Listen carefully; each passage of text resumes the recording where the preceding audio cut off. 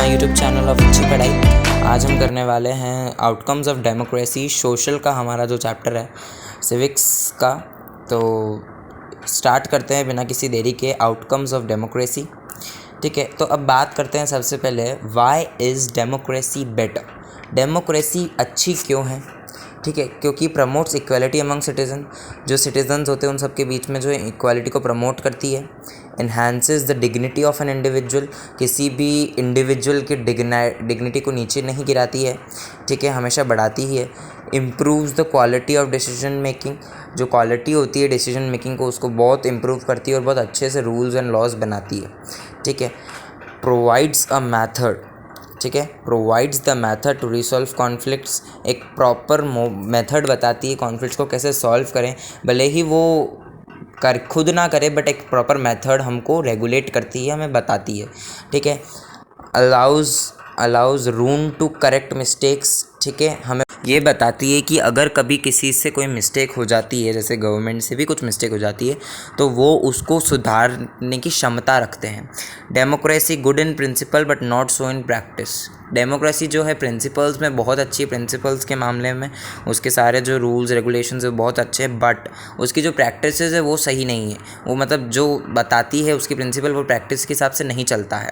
ठीक है, फिर अपन बात करें तो डेमोक्रेसी कैसी होनी चाहिए, तो it should be accountable, responsive and legitimate. ठीक है, फिर democracy of law making is a lengthy process, जो डिसीजन मेकिंग का होता है वो बहुत देरी का होता है। फिर बात करते हैं अपन अकाउंटेबल की, तो government should be accountable. Government accountable यानी क्या होता है? Answerable to us. ठीक है, जो है अपन से आंसरेबल रहे। ठीक है, अपन को हर चीज़ में आंसर दे। फिर बात करें अगर दूसरे फैक्टर की, जो है हमारा रिस्पॉन्सिव। क्या है हमारा? Responsive. The government should B responsive for needs of citizens. जो गवर्नमेंट है वो नीड्स ऑफ सिटीजन्स के हिसाब से रिस्पॉन्सिव होनी चाहिए, यानी रिस्पॉन्सिबल होनी चाहिए। और अगर वो रिस्पॉन्सिबल नहीं है तो हम उनके खिलाफ प्रोटेस्ट वगैरह भी कर सकते हैं, और इसकी जिम्मेदार सिर्फ और सिर्फ गवर्नमेंट ही होगी। फिर बात करें the government is legitimate. Democratic government जो है लेजिटिमेट होती है, यानी जो है हम उसे चुनते हैं और वो हमारे हिसाब से ही रिप्रेजेंटेटिव चुना जाता है, और लॉज भी बनाए जाते हैं लीगली इसमें। ठीक है, और ये जो चीज़ होती है गाइस, तो लेजिटिमेट, ये अकाउंटेबल और इनकी बात करें ना, तो ये जो है ये होनी चाहिए, बट लेजिटिमेट का गारंटीड है कि हाँ ये होती ही है, तो these are guaranteed. So we can clearly say that democratic government is a legitimate form of government. अब people own government, people जो है गवर्नमेंट को ओन करते हैं, है ना। तो मतलब गवर्नमेंट हमारी है, हमने उसमें रिप्रेजेंटेटिव चुना है, तो वो इसलिए कहा गया है कि पीपल ओन गवर्नमेंट। फिर people wish to be ruled by representative by them, यानी जो है पीपल चाहती ये है, मतलब लोग ये चाहते हैं कि उन्होंने जो रिप्रेजेंटेटिव चुना है वो उन्हें रूल करे। ठीक है, फिर उसके बाद बात करें तो Y democracy is efficient. Democracy efficient क्यों है? पहला तो ये कि democracy is based on idea of deliberation and negotiation. Deliberation का मतलब होता है एकदम डिटेल में किसी चीज़ का डिस्कशन करना, नेगोशिएशन यानी बातचीत करना। तो डेमोक्रेसी जो है एकदम डिटेल नेगोशिएशन पे बिलीव करती है।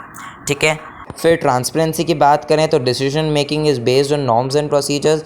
जो डिसीजन मेकिंग है वो प्रॉपर प्रोसीजर्स पर जो है डिपेंड होता है, जो हमारे सामने होती है, और अपन उस चीज़ों को चेक भी कर सकते हैं। प्रोसीजर्स को जो है किसी डिसीजन मेकिंग में हो रहा है जो प्रोसीजर, उसको वी कैन चेक, तो ये उसकी ट्रांसपेरेंसी को दर्शाती है।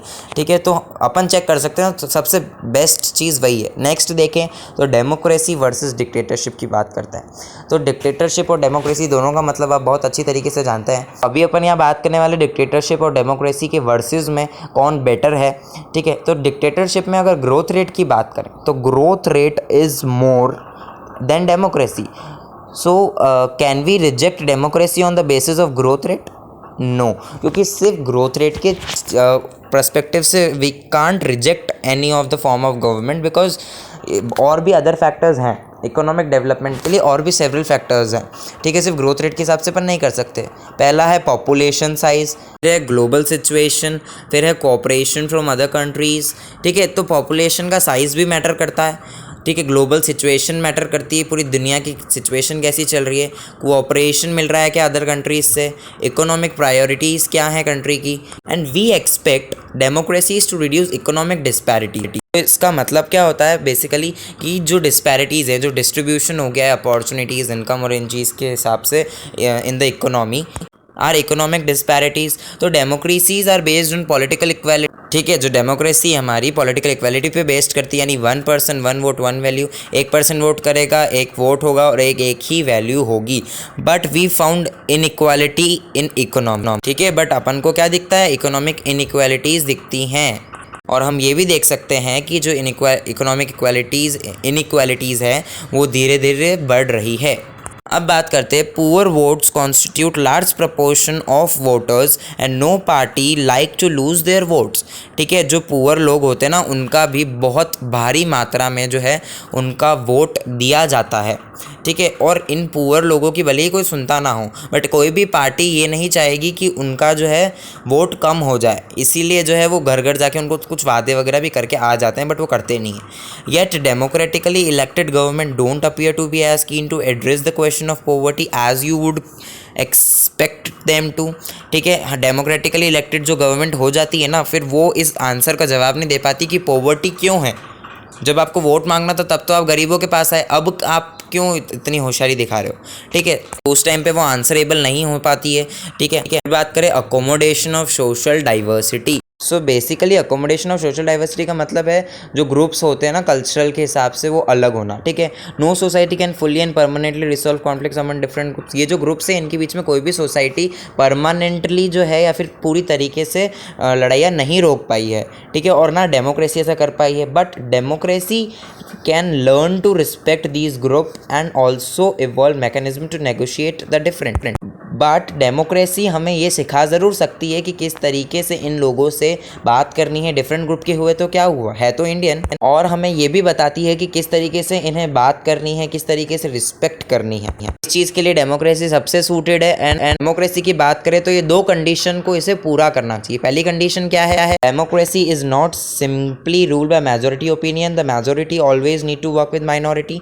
जो डेमोक्रेसी है वो सिंपल अपने हिसाब से, अगर वो मेजोरिटी है तो वो अपने हिसाब से नहीं कर सकती।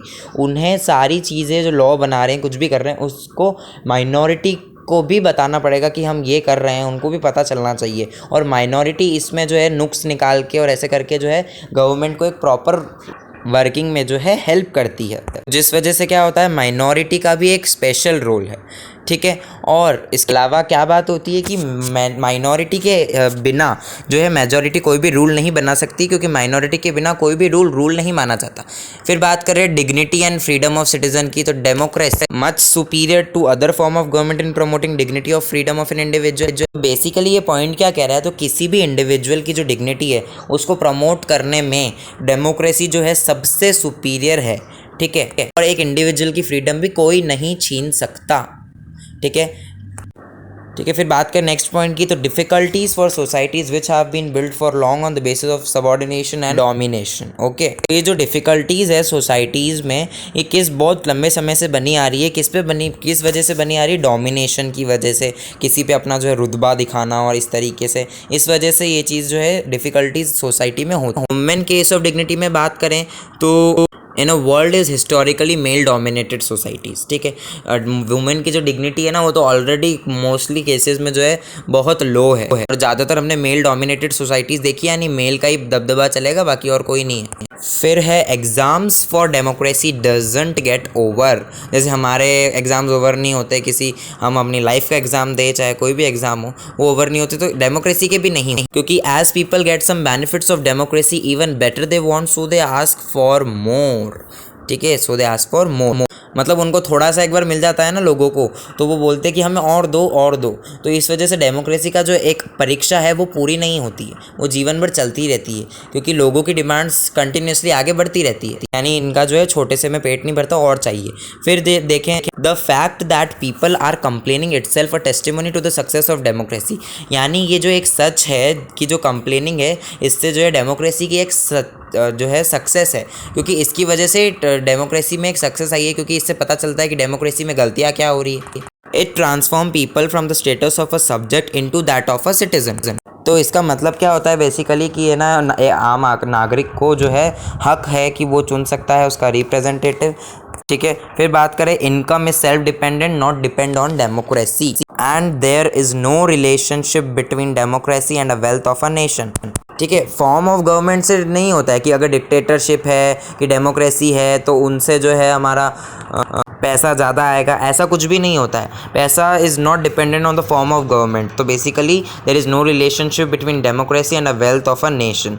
एंड उसके बाद अगर मेन चीज़ आपको याद रखनी है तो उसके बाद है प्लीज़ सब्सक्राइब।